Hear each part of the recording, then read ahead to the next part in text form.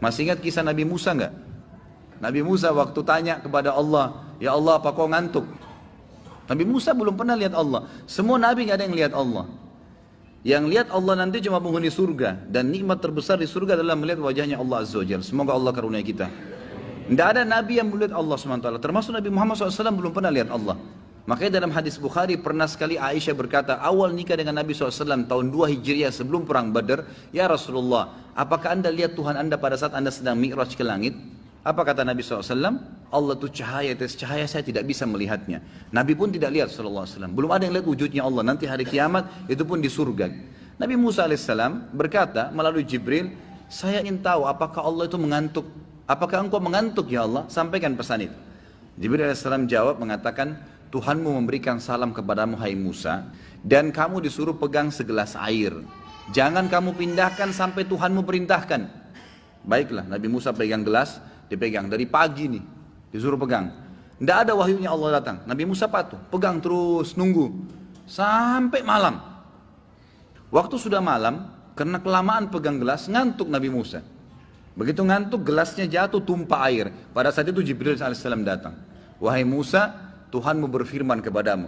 Kalau Allah, Tuhanmu itu ngantuk sesaat, maka alam semesta ini seperti air di gelasmu. Berantakan semua. Allah maha sempurna. La ta'khuduhu sinatun. Sina itu ngantuk. Wala naum. Apalagi tidur. Sifat zat yang maha sempurna. Zat yang seperti ini layak untuk disembahin. Dan itu cuma satu.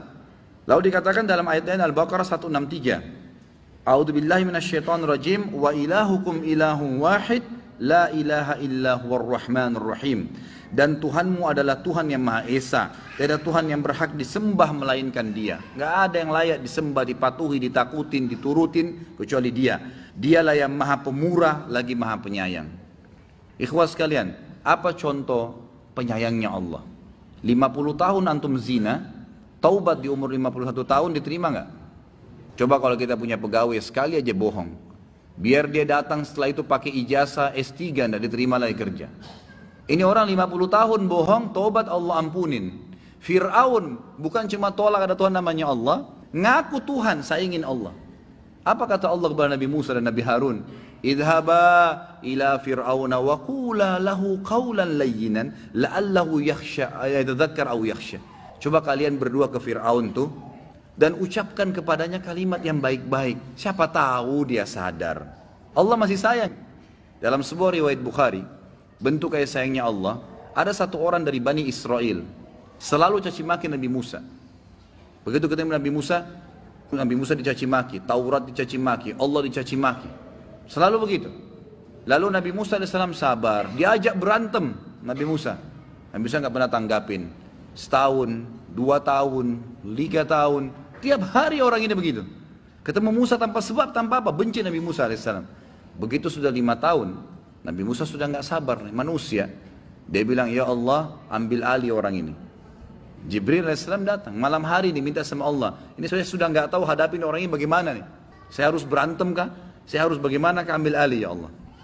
Maka yang terjadi ikhwas sekalian, Jibril AS datang mengatakan, pada malam itu dia selesai sholat malam Nabi Musa. Jibril berkata, wahai Musa, Allah sudah menjadikan siksaannya orang itu di tanganmu. Terserah kamu apa. Bilang saja Allah kabulin. Mau terputus urat sarafnya kah, mau mati tiba-tiba kah, mau kena petir kah, tenggelam di tanah kah, terserah, apa saja. Musa AS mengatakan baiklah. Besok pagi, subhanallah, dengan hikmah Allah, begitu keluar rumah orang itu lewat. Caci maki lagi Nabi Musa, tanpa sebab, ajak berantem, caci maki Allah, caci maki Taurat. Nabi Musa AS di depan beberapa kaumnya bilang, bumi tenggelamin orang ini. Perhatikan kasih sayangnya Allah di sini ya. Allah subhanahu wa ta'ala kalau ingin menyiksa hambanya walaupun dia sudah sangat parah pelanggarannya, itu enggak spontanitas, bertahap.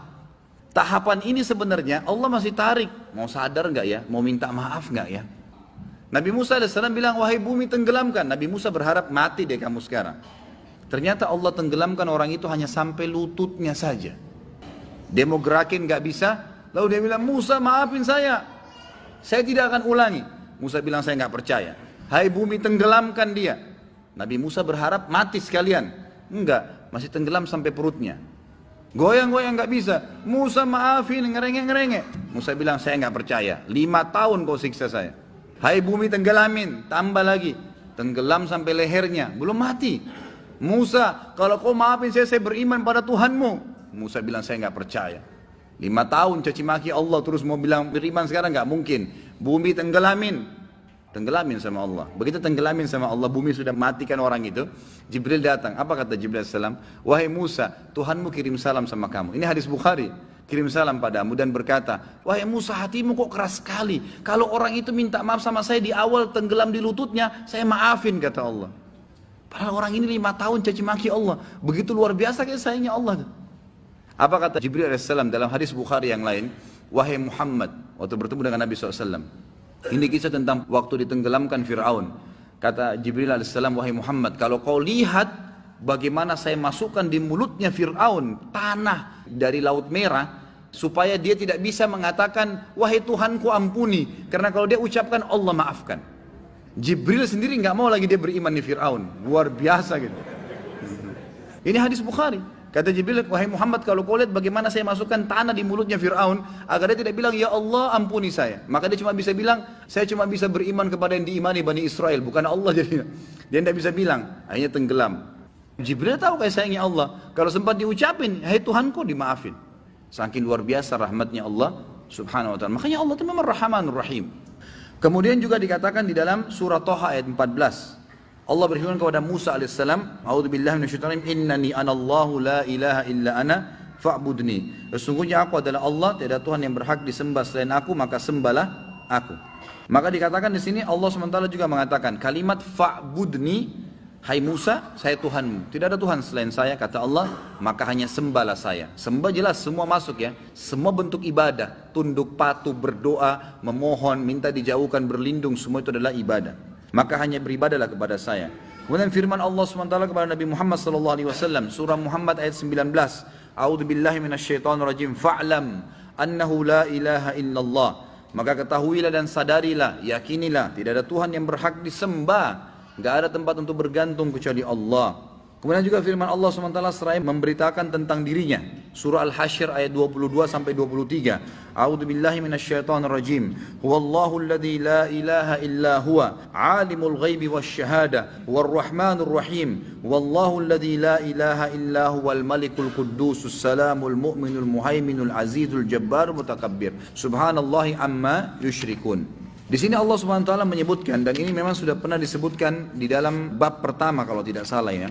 Di bab pertama Allah Subhanahu wa taala pernah menyebutkan itu dalam surah Al-Hasyr ayat 22 sampai 24. Yang artinya dialah Allah yang tidak Tuhan yang berhak disembah selain Dia, yang mengetahui semua yang gaib dan semua yang nyata. Dialah yang maha pemurah, lagi maha penyayang. Dialah Allah yang tidak ada Tuhan yang berhak disembah kecuali Dia. Dialah Raja satu-satunya, yang maha suci, yang maha sejahtera, yang maha mengaruniakan keamanan, yang maha memelihara, yang maha perkasa dan yang maha kuasa, yang memiliki segala keagungan. Maha suci Allah dari apa yang mereka persekutukan. Dialah Allah yang menciptakan, yang mengadakan, yang membentuk rupa, yang mempunyai nama-nama yang paling baik. Bertasbihlah kepadanya yang ada di langit dan di bumi, dan dialah yang maha perkasa lagi maha bijaksana. Ini sifatnya Allah SWT. Jadi orang yang menggantungkan nasib sama Allah itu luar biasa. Bagaimana dia bisa mendapatkan masalah-masalah seperti ini.